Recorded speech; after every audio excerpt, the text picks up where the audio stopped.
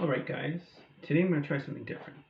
Instead of my usual text-based summary of the game, I'm going to try a video blog. So, this is the video summary of the session, Acropolis of the Thrall Keepers. As you leave the Scone Qua camp, your Boneslayer guides lead you through the Cinderlands towards the Acropolis of the Thrall Keepers. On the journey, they tell you stories of the tribes and how slowly they're feeling pressured from the Varese and Kosovo to the east and to the Orcish goblin tribes in the north. You arrive there to find a tower or structure of ancient build that seems to be in disrepair. You can tell that it was once built by the Thessalian Empire, and upon the one tower there is a star that Gregor identifies as a Sahedron, and Brennan identifies as the holy symbol of the goddess Lasala, who is the Thessalian god of runes, fate, duty, and reward for obedience. Word of service.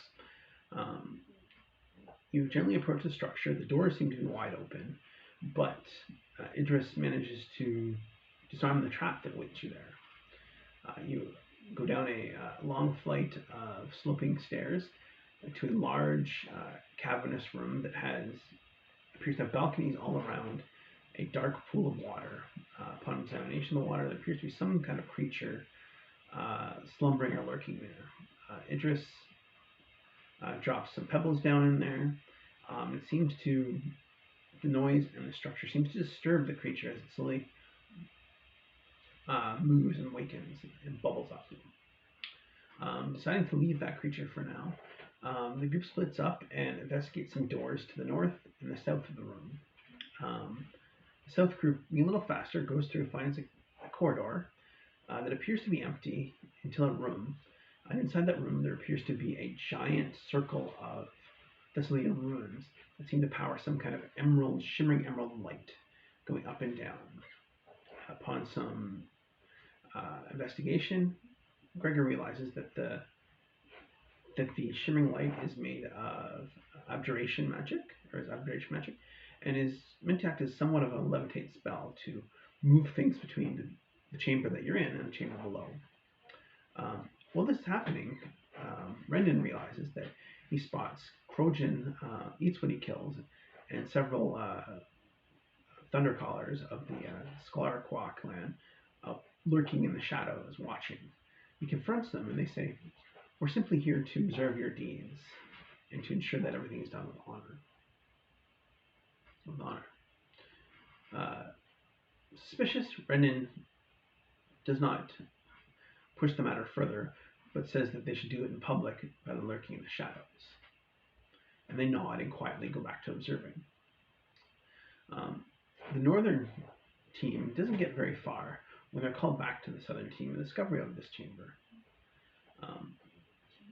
Deciding not to further investigate this odd abjuration spell, this levitate spell further, the group ponders more to the east, where they see another room.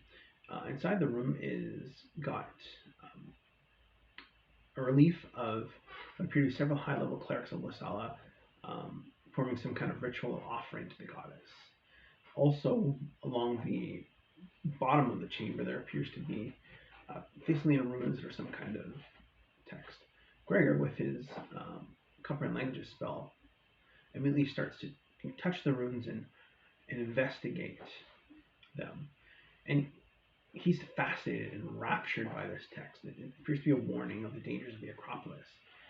After about 20 minutes, the group realizes something is wrong, and they pull Gregor away. Sharply pulls Gregor away, and his mind unfogs, realizing that he's been under the effect of some kind of a mystical spell or trap.